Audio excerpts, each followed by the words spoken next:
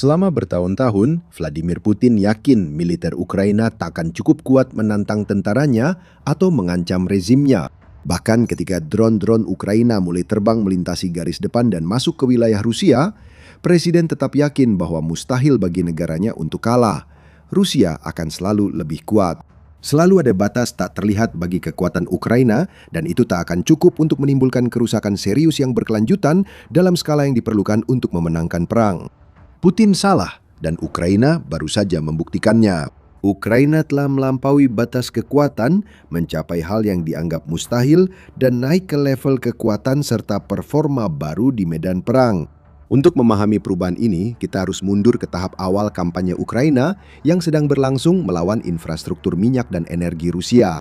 Kiev telah menargetkan lokasi-lokasi seperti kilang minyak dan pipa selama beberapa tahun terakhir. Tetapi benar-benar meningkatkan intensitasnya pada tahun 2025, di mana 21 dari 38 kilang utama Rusia menjadi target yang mewakili peningkatan 48% dalam serangan yang berhasil dibandingkan dengan tahun sebelumnya. Selama 2025, hampir tiap minggu muncul berita tentang kebakaran, ledakan, dan serangan drone di pabrik minyak Rusia. Secara kumulatif, serangan-serangan ini memberikan dampak besar pada ekonomi dan sektor energi negara tersebut dengan tingkat kapasitas kilang secara keseluruhan turun hingga 40% selama puncak serangan antara Agustus dan Oktober 2025. Pasukan sistem tak berawak Ukraina juga mulai menyerang pabrik produksi militer secara lebih teratur, memicu kebakaran dan ledakan di tempat-tempat di mana Rusia memproduksi drone, rudal, dan amunisi lainnya. Meskipun dampak serangan-serangan itu signifikan, gambar dan video ledakan besar serta asap tebal yang dibagikan secara daring sangat mengesankan secara visual. Faktanya, banyak dari serangan-serangan ini tidak seefektif yang seharusnya. Ada dua alasan utama untuk hal ini. Yang pertama adalah keberadaan pertahanan udara Rusia. Meskipun efektivitas sistem pertahanan Kremlin memang dipertanyakan seiring berjalannya perang, Rusia masih memiliki cadangan aset penting yang cukup banyak, seperti S-300, S-400 yang lebih modern, Tor M2, Buk M3, dan Pansir SM. Begitu para komandan Rusia menyadari bahwa Ukraina berusaha menyerang infrastruktur energi mereka memindahkan banyak aset ini ke lokasi-lokasi penting seperti kilang dan terminal minyak untuk menembak jatuh sebagian besar drone dan rudal yang dikirim Kiev ke arah mereka. Artinya, meski beberapa drone Ukraina berhasil menyerang target, banyak yang hilang sehingga membatasi besarnya kerusakan yang bisa ditimbulkan pada lawannya. Masalah kedua dan mungkin lebih besar adalah bahwa pasukan Ukraina harus menggunakan drone yang relatif sederhana dan cukup kecil untuk melakukan serangan mereka.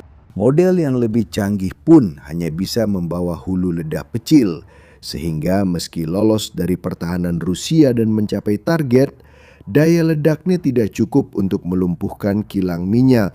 Karena hal ini, ada banyak kejadian di mana serangan drone terjadi dan fasilitas sempat ditutup sementara, tetapi segera beroperasi kembali. Masih ada kerusakan dan itu tetap berdampak, tetapi tidak cukup untuk memicu krisis dan kehancuran seperti yang diharapkan pasukan Kiev. Namun pada tahun 2026 segalanya berubah karena Ukraina menemukan solusi untuk kedua masalah tersebut.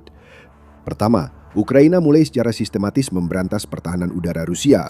Laporan menunjukkan bahwa antara Juni 2025 dan Maret 2026, Ukraina melakukan hampir 500 serangan terhadap infrastruktur pertahanan udara musuh dan 433 serangan lainnya terhadap aset anti-akses dan penolakan udara. Sejak saat itu, tren tersebut terus berlanjut.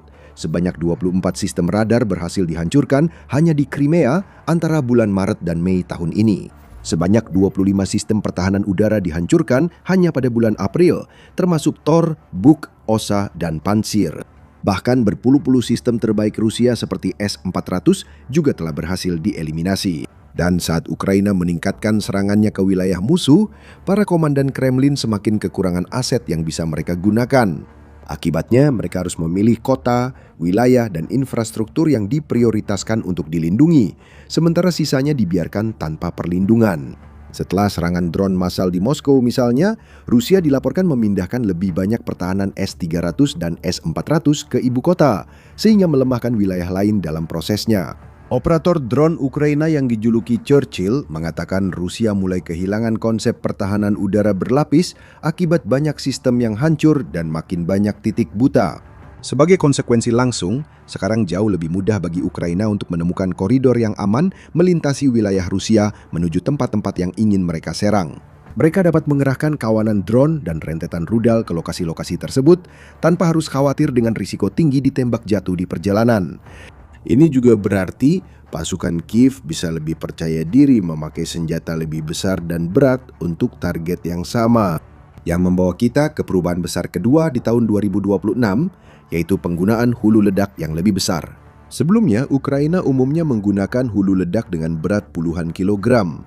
Seperti yang dicatat oleh Euromaidan, itu jelas tidak cukup untuk menembus penghalang baja tebal dan dinding beton yang ditemukan di kilang minyak dan pabrik produksi militer. Jika drone sedikit meleset dari target, mereka sulit menimbulkan kerusakan berarti. Mereka dapat merusak target jika tepat sasaran, tetapi harus menghantamnya secara langsung. Jika melenceng sedikit atau mengenai sisi dinding lain, kerusakannya minim dan bisa cepat diperbaiki. Sepanjang tahun 2025, analis Ukraina menyadari bahwa sesuatu harus diubah. Mereka memakai hulu ledak ringan agar drone bisa membawa lebih banyak bahan bakar dan menjangkau target lebih jauh di luar perbatasan Rusia. Namun keunggulan itu ada harganya. Hulu ledak kecil tersebut ternyata kurang kuat. Untungnya, solusi yang sudah jadi datang dalam bentuk drone Firepoint FP2. Awalnya, drone ini memiliki waktu terbang maksimum 2,5 jam, jangkauan operasional hingga 200 km atau 125 mil, dan hulu ledak seberat hingga 105 kg atau 230 pon. Sistem ini benar-benar mengubah permainan. Sejak itu, Firepoint telah melakukan modifikasi yang memungkinkan FP2 membawa bahan peledak hingga 200 kg atau 440 pon, melintasi jarak yang lebih jauh lagi, yaitu hingga 370 km atau 230 mil. Harganya memang lebih mahal, tapi jauh lebih efektif dibandingkan kendaraan udara tak berawak sederhana yang sebelumnya diandalkan Kiev seperti Luhuti. Dan sejak kehadirannya, drone FP2 telah digunakan dalam berbagai serangan jarak menengah dan jauh terhadap infrastruktur Rusia. Mereka telah membuat lubang di sisi beberapa infrastruktur kilang minyak paling penting, seperti unit distilasi utama. Mereka telah menyebabkan seluruh bangunan runtuh di pabrik produksi militer, dan mereka telah memberikan kerusakan yang jauh lebih besar kepada Rusia untuk ditangani, serta biaya yang jauh lebih besar untuk dibayar dibandingkan dengan drone yang lebih sederhana dan lebih kecil yang ada sebelumnya. Mereka bukan satu-satunya. Ukraina juga mulai memakai amunisi serangan jarak jauh berat yang menggabungkan jangkauan dan hulu ledak besar. Drone Behemoth misalnya adalah monster bilangit yang sesuai dengan namanya, yang membawa bukan satu, tetapi dua hulu ledak terpisah, satu dengan berat 40 kg atau 88 pon, dan satu lagi dengan berat 35 kg atau 77 pon. Sebagai drone serangan satu arah, Behemoth tidak melepaskan hulu ledaknya. Sebaliknya, hulu ledak bermuatan tandem meledak saat benturan untuk menembus pertahanan luar target sebelum hulu ledak termobarik yang lebih besar meledak di dalam beberapa saat kemudian, menyebabkan kerusakan yang jauh lebih besar. Dengan drone seperti ini, Ukraina tidak lagi hanya merusak dinding luar dan lapisan pabrik serta kilang Rusia. Ukraina mampu melewati penghalang mereka dan menghancurkannya dari dalam. Dampaknya di lapangan sangat besar. Serangan yang dulu hanya dianggap gangguan kecil atau ketidaknyamanan bagi Rusia, kini berubah menjadi bencana nyata. Serangan yang dulu hanya menyebabkan kerusakan kecil dan bisa diperbaiki dalam beberapa hari, kini membuat fasilitas lumpuh berminggu-minggu hingga berbulan-bulan. Kabar buruknya, setidaknya bagi Ukraina, adalah drone-drone berat ini hanya bisa menjangkau jarak tertentu saja. Behemoth misalnya hanya mampu menempuh jarak sekitar 300 km atau 185 mil. Itu menempatkannya secara tegas dalam kategori jarak menengah. Tapi bagaimana jika Ukraina ingin menyerang target yang jauh lebih jauh? Untungnya mereka juga punya jawabannya. Sebelum kita membahasnya, Anda menonton The Military Show. Jika belum berlangganan, sekarang waktunya. Selama beberapa tahun, satu-satunya cara Ukraina dapat menyerang target yang berjarak ratusan mil ke dalam wilayah Rusia adalah dengan menggunakan drone jarak jauh. Ukraina tidak punya rudal dengan jangkauan sejauh itu. Mereka hanya memiliki drone kecil yang membawa maksimal beberapa lusin pon bahan peledak. Banyak yang ditembak jatuh oleh pertahanan Rusia, namun beberapa kadang berhasil mencapai target. Meski begitu, seperti yang sudah dibahas, mereka tak mampu memberi kerusakan permanen. Sekali lagi, analis Ukraina mengidentifikasi masalah ini dan mencari cara untuk memperbaikinya.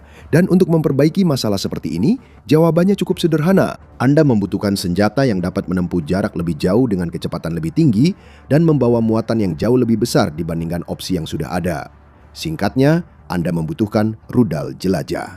Jadi Firepoint, perusahaan yang sama persis di balik drone FPV-2 dan salah satu pemain terbesar di sektor pertahanan Ukraina yang berkembang pesat, mengembangkan rudal jelajah FPV-5 yang juga dikenal sebagai Flamingo. Berkat sistem propulsi jetnya, rudal ini yang harganya sekitar $500.000 Amerika per unit memiliki jangkauan operasional luar biasa hingga 3.000 km atau 1.900 mil. Rudal ini membawa hulu ledak seberat 1.150 kg atau 2.540 pon. Rudal ini diperkenalkan pada Agustus 2025 dan butuh waktu setelah itu bagi para pengembang Firepoint untuk menyempurnakan sistem navigasi inersia mandiri yang diperlukan agar rudal ini dapat berfungsi sesuai tujuan dan menyerang targetnya dengan andal. Sekarang, setelah mereka berhasil melakukannya, seluruh keganasan Flamingo telah dilepaskan dan Rusia benar-benar tidak mampu menghadapinya. Pada 27 Juni, muncul laporan tentang beberapa rudal Flamingo yang diluncurkan ke pabrik rudal Titan Barricade di wilayah Volgograd, Rusia. Terletak di bagian selatan negara itu, sekitar 500 km atau 310 mil dari garis depan. Rekaman menunjukkan siluet yang tak salah lagi dari dua rudal raksasa ini menghantam pabrik tersebut yang bertanggung jawab merakit peluncur bergerak untuk rudal balistik dan sistem artileri. Dan ini hanyalah yang terbaru dari serangkaian serangan sukses yang melibatkan rudal Flamingo. Pada 10 Juni misalnya, 5 Flamingo dikirim menuju pabrik elektronika pertahanan Vnir Progress di Cheboksary yang terletak di Rusia Barat 900 km atau 560 mil dari garis depan. 2 dari rudal tersebut berhasil menembus melewati perlindungan anti-drone pabrik dan menyebabkan kerusakan ledakan besar saat menghantam serta kerusakan akibat kebakaran setelahnya. Di bidang bom juga, Kiev telah membuat kemajuan yang signifikan. Dulu, mereka harus bergantung pada pasokan dari barat yang seringkali hanya tersedia dalam jumlah terbatas dan terikat pada pembatasan lain yang tidak bisa dikendalikan oleh Ukraina. Namun sekarang, Ukraina telah mengubah permainan dengan memulai produksi massal persenjataannya sendiri. Persenjataan seperti Equalizer Glide Bomb dari pengembang DG Industries mampu menempuh jarak puluhan mil dari titik pelepasan. Bom-bom ini memiliki daya ledak yang lebih dari cukup untuk menghancurkan target-target Rusia seperti sistem pertahanan udara, stasiun radar, gudang amunisi, konsentrasi pasukan, tank, dan kendaraan lapis baja lainnya. Ukraina telah melakukan serangan jarak menengah dan jauh selama beberapa tahun, namun situasi berubah sejak senjata berat diperkenalkan. Mereka tak lagi hanya mengusik aset dan infrastruktur Rusia. Kini, Kiev benar-benar meledakkan target-target sampai berkeping-keping. Serangan terbaru ini jauh lebih merusak dan mahal bagi Kremlin dibandingkan apapun sebelumnya, seperti yang dicatat oleh Michael Bonnet, peneliti di lembaga pemikir Rand, California. Bahkan bagi pengamat biasa, serangan Ukraina semakin lama semakin berdampak besar. Ini bukan hanya soal kekuatan senjata, tapi juga jangkauan yang lebih luas. Menurut laporan terbaru, Ukraina saat ini memiliki cukup amunisi untuk menyerang sekitar setengah wilayah Rusia dan lebih dari 70% dari seluruh populasinya. Saluran pemantauan milik Rusia sendiri, radar di seluruh Rusia, baru-baru ini melaporkan peringatan serangan udara di berbagai wilayah yang tersebar luas di seluruh negeri. Itu termasuk 5 wilayah terpisah di distrik federal Volga yang terletak di tenggara Moskow. Wilayah Astrakhan yang berjarak sekitar 900 km atau 560 mil dari Ukraina dan sebagian wilayah Kaukasus Utara di mana beberapa daerahnya berjarak hingga 1.200 km atau 750 mil dari Ukraina.